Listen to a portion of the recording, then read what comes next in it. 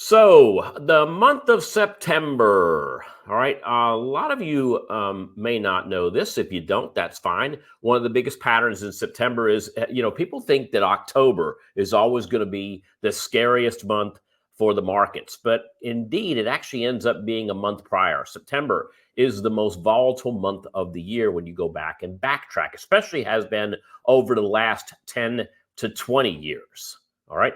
That being said, take a look at the chart here in front of me. We'll start off with the stock market. We know that this is not only the most volatile month of the year, it also becomes a great month for buying opportunities when you get into the back half of September. And we'll talk about that. But really, the big thing I want to discuss with you here is I've got some colors on this screen. So what I did was I showed you what happened to the markets last year. So at the beginning of September, or just after the beginning of September, we hit a high. All right. We then also pulled back during the months of September to nearly the end of October before that big up run that started at the end of October and took us all the way to April before we saw any kind of a pullback this year. This year, we've seen pullbacks that happen in April, but that's been it. Since then, we've pretty much had that move to the upside. Now, we talked about last August, we talked about that huge pullback that happened very, very quickly. I did not shade that in red. And the reason I didn't is because it was not a seasonal pullback. This was a technical pullback. There's a difference because what we do is we constantly look for those seasonality shifts, right? And so because of the seasonality shifts, the next one is actually occurring right now. We actually started seeing it in August, but we didn't see the pullback begin until just recently. And we started to see the pullbacks happening now.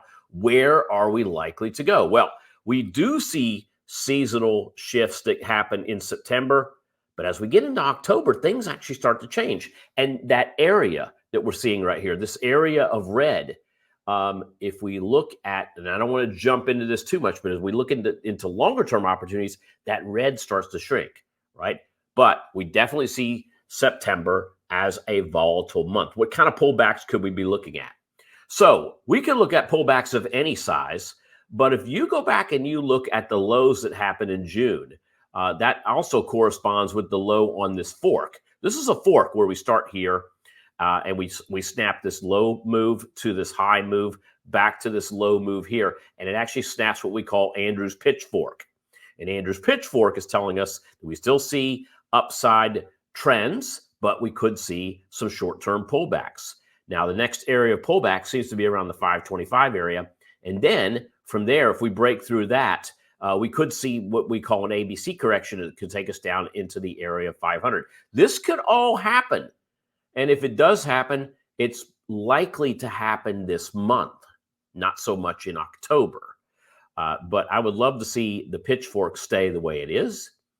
Again, time will tell. We still have an upside target toward the end of the year, however, of 580 on the SPY.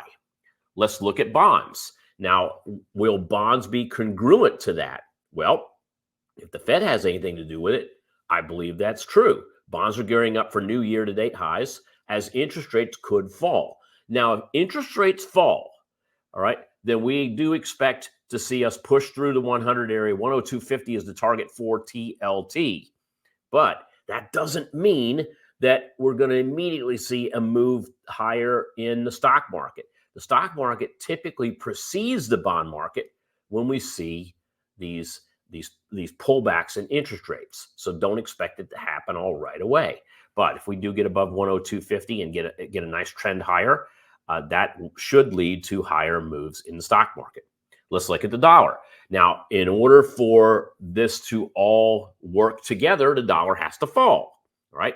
Interest rates fall, dollar falls. Well, we've seen a trend in the dollar since July that's moved to the downside. July was near 29.25.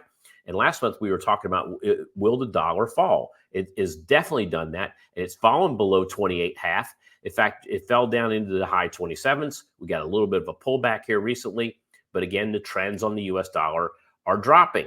We're seeing liquidity start to get injected into the markets. I believe that's happening for a number of reasons. Maybe because we have an upcoming election. Also, maybe because it's an easy way for the Fed to just print money to help pay down debts, right? So moving into oil, this one's no surprise to us. Oil's been seasonally bearish since about mid-July. And last month we were looking at oil in the high 70s, but it has come right back down, and it's actually hitting multi-month lows right now at just below $71 for USO. We jumped through this area and closed below the $71 area. We're looking for 67.50 a hit. So trends are down in oil and seasonals are down in oil, and the timeline expects this to happen into November. Gold. One of the ones we continue to be shocked with, last month, we talked about gold hitting new all-time highs. That indeed has happened here over the last few weeks. Seems to be running into some issues. Gold, remember, is an asset, so it's going to have some form of correlation to it if the stock market's pulling back, which it has been. But gold trends are still up. The seasonality on gold is changing from bearish to bullish. So keep that in mind as we still see a year-end target above 240 for GLD. All right. Take a look at Bitcoin. I can't stop looking at an overall market without looking at Bitcoin. We still have all-time highs that happened back in March of earlier this year. Since then, that big push-up that happened since BlackRock originally improved the spot Bitcoin ETFs, we saw an initial move down, then we saw a spike up to all-time highs.